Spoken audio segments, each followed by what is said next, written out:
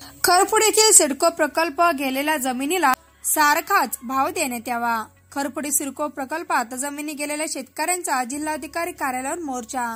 आज दिनांक 18 डिसेंबर रोजी खरपुड येथील सिडको प्रकल्पात गेलेल्या जमिनीला सारखाच भाव देण्यात यावा या मागणीसाठी शेतकरी आक्रमक झाले।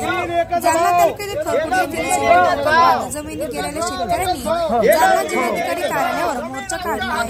मान्यता देण्यात यावी त्यानुसार सिडको प्रकल्पात गेलेल्या जमिनीसाठी येलो आणि ग्रीन बेल्ट असे दोन विभाग तयार करण्यात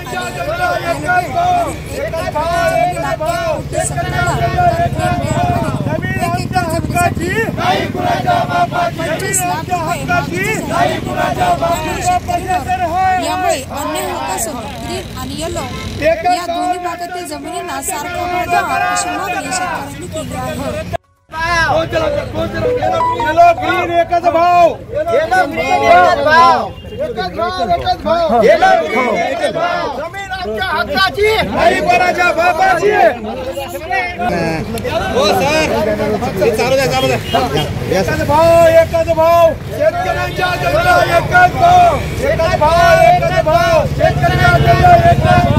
जमीन आमच्या हक्काची नाही कुणाच्या बापाची, जमीन आमच्या हक्काची नाही कुणाच्या बापाची। काय आंदोलन यासाठी आहे।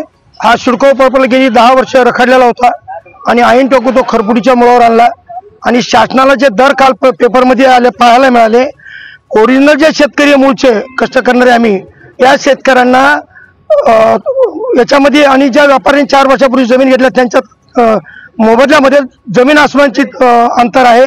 शेतकऱ्याच्या शेतीला 24 लाख रुपये हेक्टर आणि ज्या एकर 24 लाख रुपये एकर आणि ज्या व्यापाऱ्यांनी जमिनी घेतल्या होत्या 2 वर्षापूर्वी त्यांच्या जमिनीला 1,67 लाख रुपये भाव शासनाने जाहीर केला आणि रजिस्ट्र्या केल्या। आतापर्यंत जवळजवळ 26 रजिस्ट्र्या झालेल्या आहेत आणि आमचं मागणं आहे शासनाला की शासनानं दोन्ही ठिकाणी घरं बांधणार आहेत, सोसायट्या करणार राहण्याच्या, तर आमच्या शेतकऱ्यांना सर्वांना समान दर देण्यात यावा अशी आमची मागणी आहे। जर समान दर देण्यात नंतर हा सिडको प्रकल्प पुन्हा इथून रद्द करावा अशी आमची सर्वांची मागणी आहे।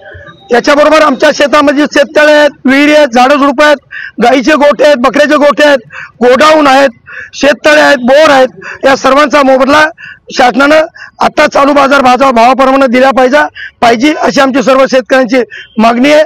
त्यासाठी आम्ही जिल्हाधिकाऱ्यांमार्फत शासनाला आमचं निवेदन पाठवत आहोत। येलो बेल्ट आणि ग्रीन जालना तालुक्यामध्ये खरपुडी नावाचे एक गाव आहे जे जालन्यापासून फक्त 5 किलोमीटर अंतरावर आहे। या खरपुडीमध्ये सिडको प्रकल्प व्हावा म्हणून शासनाने अनेक वेळा प्रयत्न केले आणि शेवटी ते सिडको प्रकल्प हा खरपुडी येथे मंजूर करण्यात आला। यामध्ये सर्वात महत्त्वाची गोष्ट अशी की ग्रीन आणि येलो बेल्ट हे जमिनीचे 2 पार्ट तयार केलेले आहेत। तर येलो बेल्टच्या जमिनीला जे आहे तर 1,70 लाख पर एकरनी भाव दिलेला आहे आणि ग्रीन बेल्टसाठी जे आहे तर फक्त 25 लाख रुपये एकरचा भाव जाहीर केलेला आहे। तर या ठिकाणी जे ओरिजिनल शेतकरी आहेत, जे कास्तकार आहेत, त्यांच्यावर हा फार मोठा अन्याय आणि जमिनीच्या किमतीमध्ये फार मोठी तफावत आहे।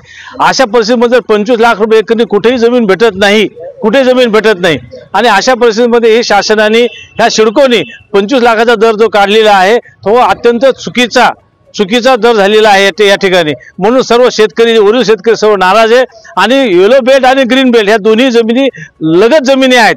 मग येलोवाल्याला 1,60 लाख रुपये 70 लाख रुपये एकर आणि ग्रीन बेल्टवाल्याला 25 लाख रुपये एकर। तर ही जी तफावत आहे शासनाने केलेली, सिडकोने केलेली तफावत आहे, ही अत्यंत चुकीची तफावत झालेली आहे। आणि विशेष म्हणजे लातूर जिल्ह्यातला मनुष्य या जालना जिल्ह्यात येतो आणि इथं त्या खरपुडीला जमीन घेतो। ती 4 वर्षापूर्वी जमीन घेतलेली, आपण ते खरेदी खत पाहावं, 40 जमिनीला त्याला 1,67 रुपये देण्यात आलेले आहेत। तो राणा लातूर जिल्ह्यातला आहे, तो जालना जिल्ह्यातला मनुष्य पण नाहीये। म्हणजे अशा लोकांनी 4 वर्षापूर्वी ज्या जमिनी घेतलेल्या आहेत त्या व्यापारी लोकांना त्यांनी संगनमत करून ह्या जमिनी ह्या जास्त भावाने कसा त्यांना मावेजा मिळेल आणि त्यांची नंबर 1 मध्ये जमीन पैसे कसे होतील यांनी त्यांचा प्रयत्न केलेला आहे आणि मावेजा त्यांनी त्यांचा वाढवून घेतलेला आहे। दुसरी महत्त्वाची गोष्ट अशी आहे की ही जी जमीन आहे, या व्यापाऱ्यांनी जमीन ज्या घेतलेली आहे त्या जमिनीलगतच या शेतकऱ्याच्या सगळ्या जमिनी आहेत आणि मग असं इतकी तफावत कशामुळे ह्या जमिनीला दिली? काय तुमची आणि ग्रीन बेल्ट येलो बेल्ट ही संकल्पना नेमकी काय? ग्रीन बेल्ट आणि येलो बेल्ट म्हणजे रेसिडेन्शियल डिक्लेअर असतो आणि ग्रीन बेल्ट म्हणजे हा शेतकऱ्यासाठी डिक्लेअर केलेला असतो. तर प्रश्न असा आहे की ग्रीन बेल्ट आणि येलो बेल्ट ह्या जमिनी लगत आहेत.